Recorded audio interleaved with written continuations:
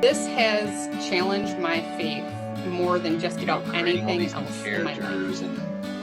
I didn't know what a paragraph was at that point in time. To listen to this interview as I get a chance to sit down and talk to some great writers, some great Christians, see what God is doing in their lives. Stick around till the end and I'll share some more details. This is Michael Furlonger, the author and founder of ChristianWritersBookstore.com. Links will be in the description below. Today we have an interview, a special guest, Evelyn Mann, who's going to share her story of her first book was called Miracle in My Living Room, which is an interesting place for a miracle to happen, but she's going to tell us a bit about that, the story of a little man, and her other book is Thriving Through Your Trials. So we're going to hear a bit about that story and the inspiration behind it. And here is Evelyn Mann. How are you today, Evelyn? I'm doing great. Thank you for having me, Michael. I appreciate it. Oh, you're very welcome. So can you just tell us a bit about your Christian faith, your testimony, your upbringing, growing up in church? Yeah, no, I didn't grow up in church. It was my journey to faith was a longer one.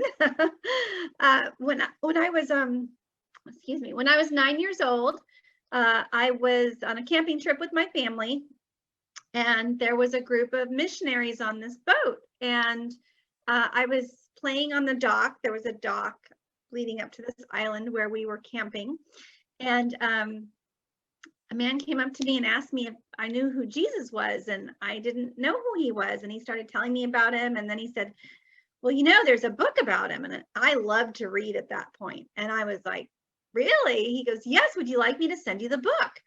And I was, yeah, I'd love it. I mean, but even at 9 years old, I gave him my address, but I was like, not sure he's going to really send me a book, so I was even skeptical at age 9. But sure enough, a few weeks later, I got this children's Bible in the mail. It came to my address with my name on it, which is a big deal when you're a kid, right? All the mail goes to your parents. And on the front of the cover was this picture of Jesus holding a lamb, and it was a children's book and a children's Bible, and you went through and it had little pictures, and I didn't read like all of it, like from beginning to end, but I read about the stories, and I read, the 10 Commandments, and as I was growing up, 10 Commandments, I'm trying to do them. I'm not exactly doing them. And I felt like I wasn't really meeting that standard. I didn't know how to meet that standard. I had no one really to teach me. So it wasn't really until 20 years later, that I was 29, that I finally gave my life to Christ. I was trying to run my life my way, do things my way, or the highway, and it wasn't working. I just saw my life as little pieces of glass, like a broken glass on the floor, and all the glue, I wouldn't be able to glue it back together. And I just knew that I had to give my life to Christ. And even though I had been going to church at that time, it wasn't until that moment that I gave my life to him. So that was at 29. So you have 2 books, which we're gonna mention or discuss more shortly. But did you always have a passion for writing?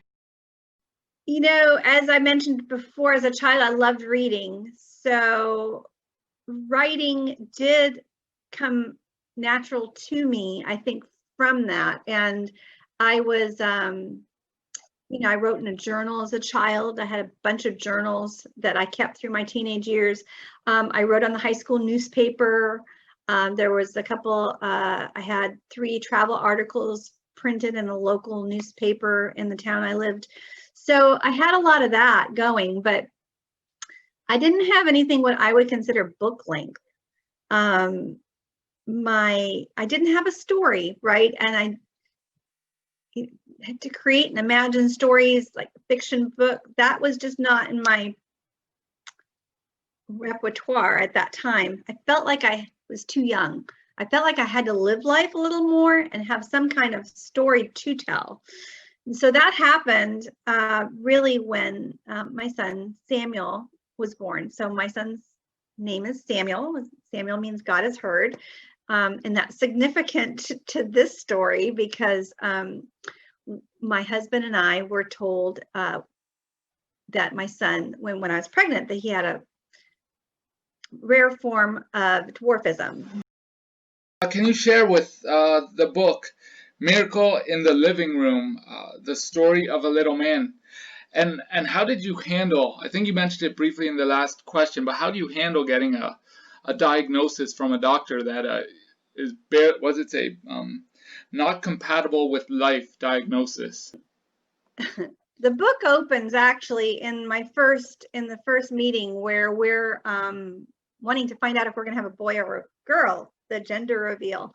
And the doctor was telling us that our child was growing slowly.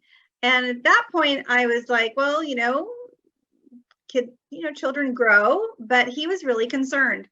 And it was a very disconcerting meeting. He was basically saying something was wrong, and he said I needed a high-level sonogram. I just had a regular one that day.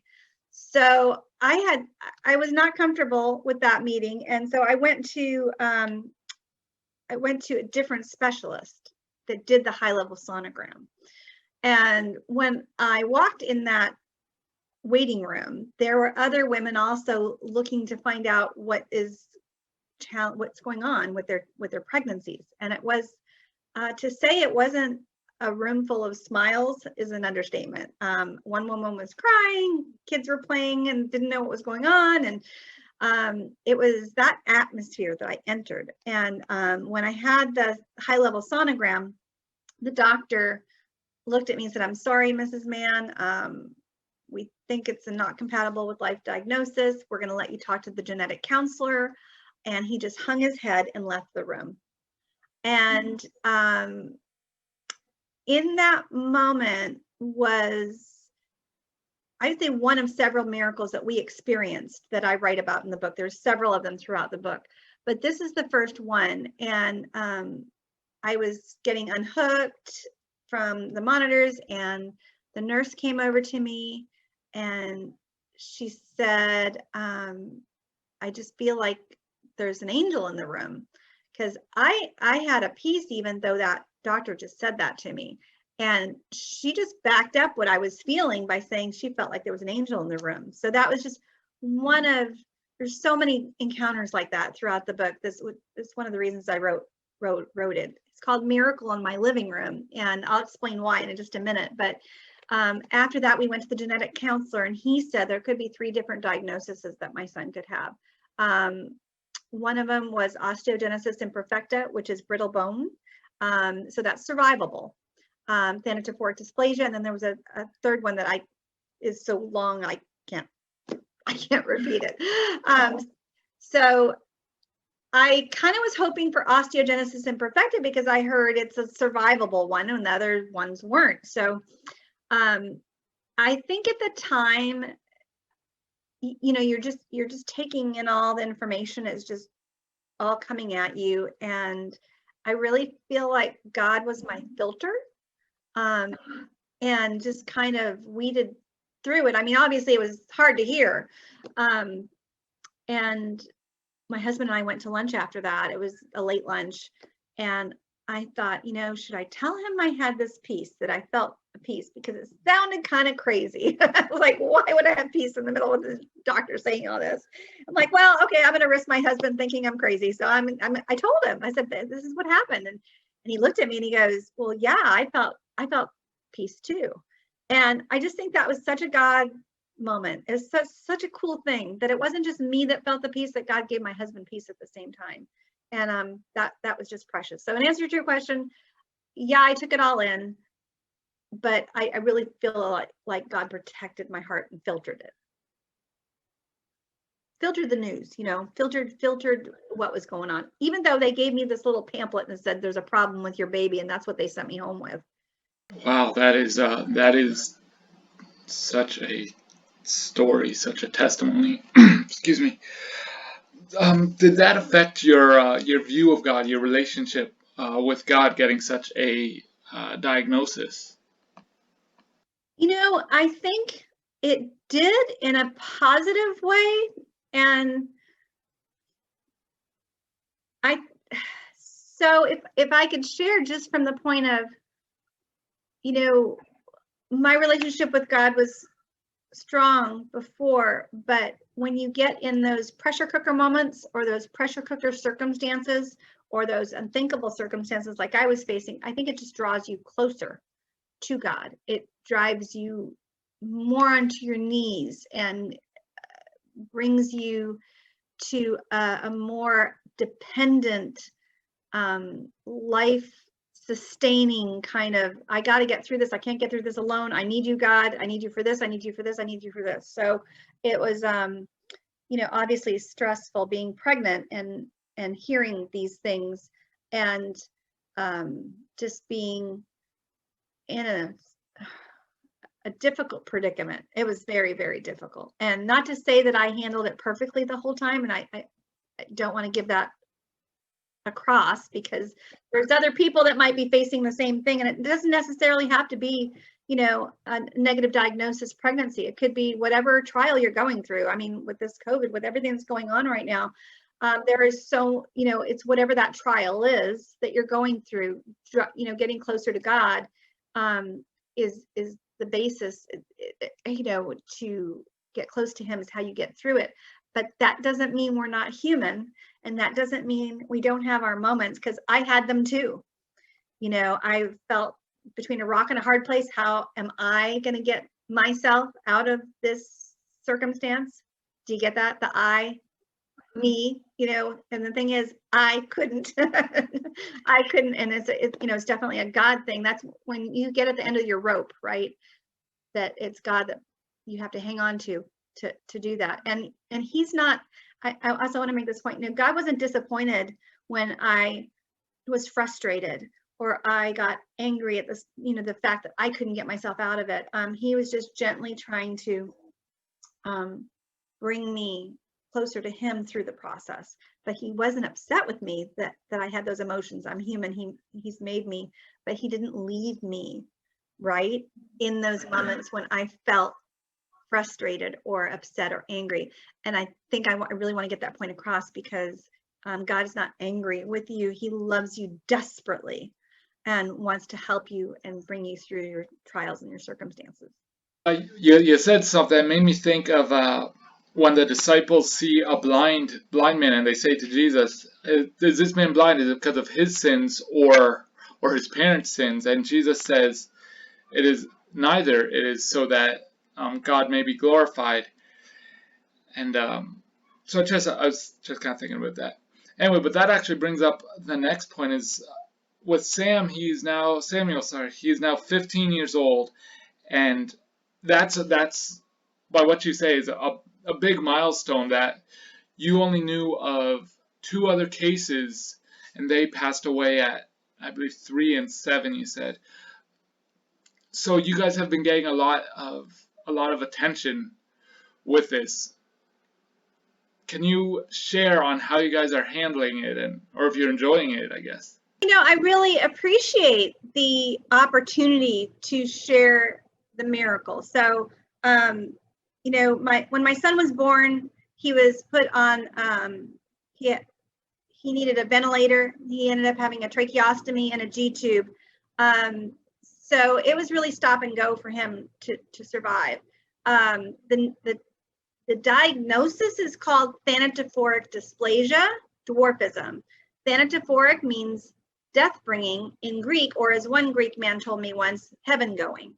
So it's a very dire diagnosis. And back then, and initially, it was. We only heard of 2 children. One was 7, I think one was 3.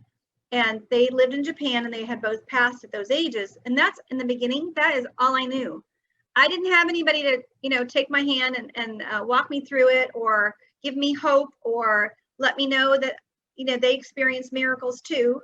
Because back then I thought miracles happen in other countries, didn't happen here, But so the media attention, I think, helps.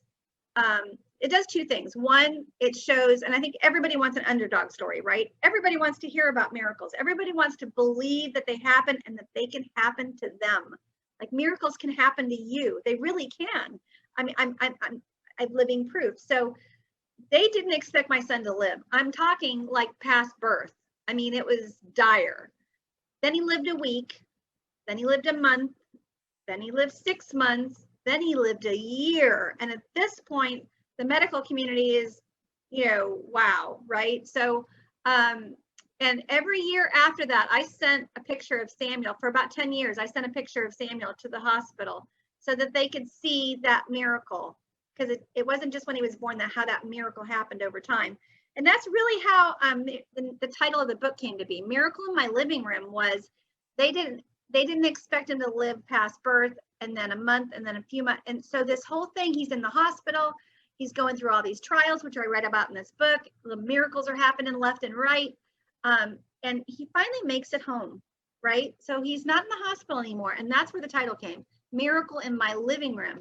He actually made it to my living room. That was huge. And back at that time, I had no other examples. So fast forward now, you're right, my son is 15. There are 12 other children worldwide, just throughout the world, that have this diagnosis, and offering hope to those families through this story, through the media attention, through the Learning Channel did a piece on us. That's been seen all over the world, like Russia and Australia, I mean, everywhere. And then Special Books by Special Kids is another video that we did. If you don't follow them on YouTube, go check them out, or on Facebook. I think we got 2 million hits on that video. So, but what it's doing is it's giving people hope that there are miracles, that they happen, that there's an underdog story that you can see the, you know, the positive outcome of. And the second part of why I appreciate the media attention is that these special families that I've come to know, we're you know, they're not alone anymore. They're examples of hope. There are, you know, you can go to your doctor, you know, if you get this if your child gets this diagnosis, and say, look, there's this survivor, and there's this survivor, and there's this story, and there's that story. So yeah, I really appreciate the media attention and what it's done, because it gives hope and it shows people that miracles happen, and miracles can happen to you, and that miracles happen today.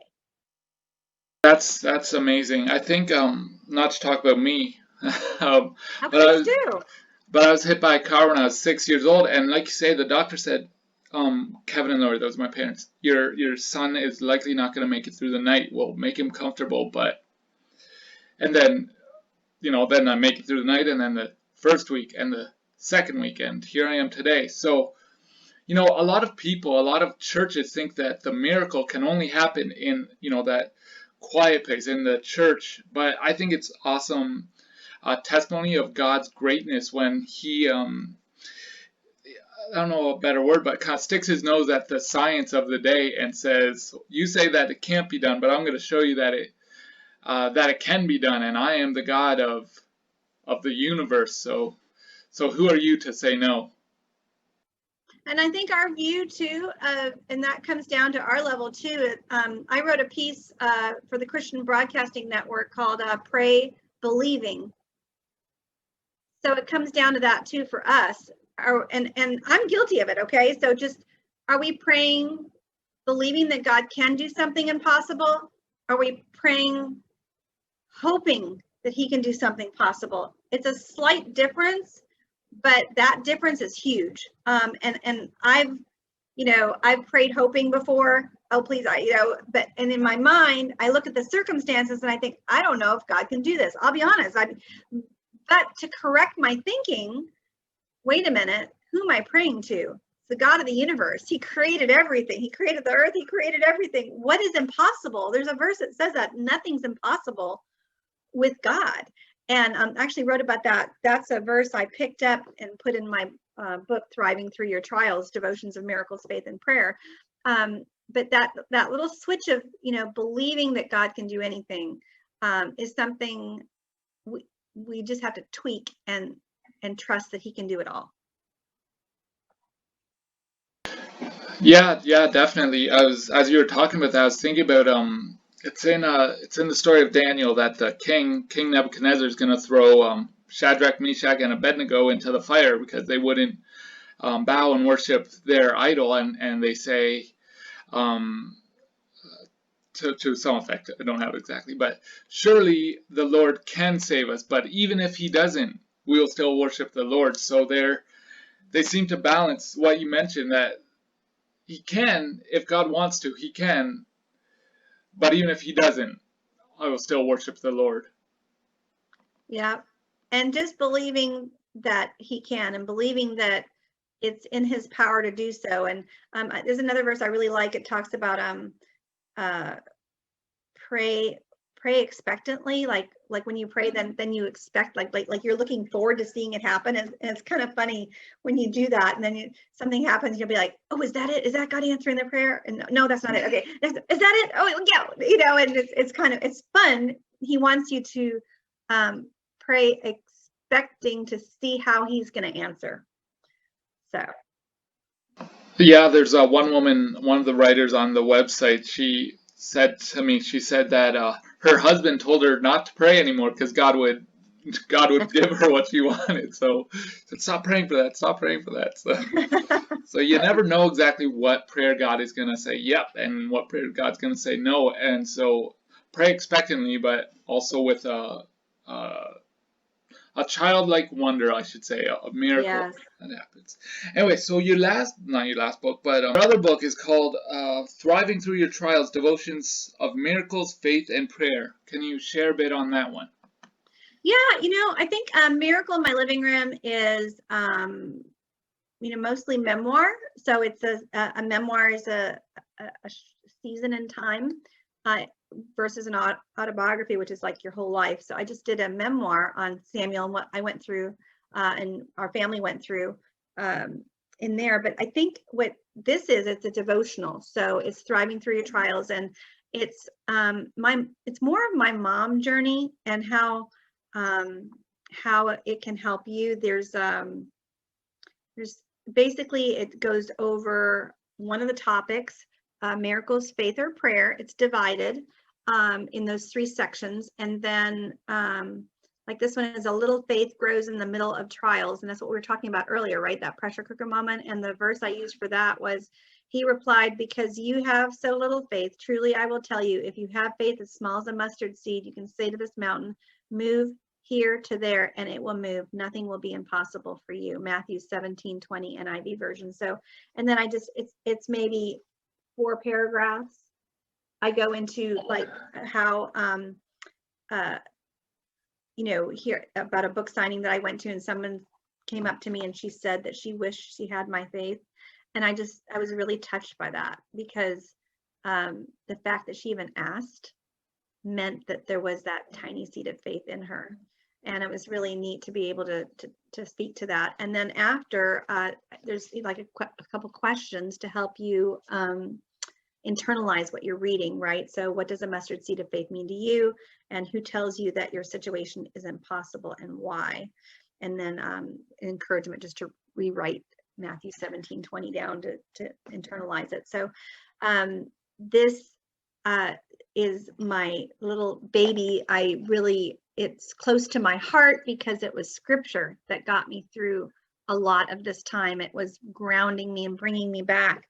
As a matter of fact, my pastor's wife gave me 3x5 cards, and she had several verses, and I would read them out loud to Samuel in the NICU and in the PICU. And one of them was this verse. It's Isaiah 40:11. He tends his flock like a shepherd. He gathers the lambs in his arms and carries them close to his heart. He gently leads those that have young.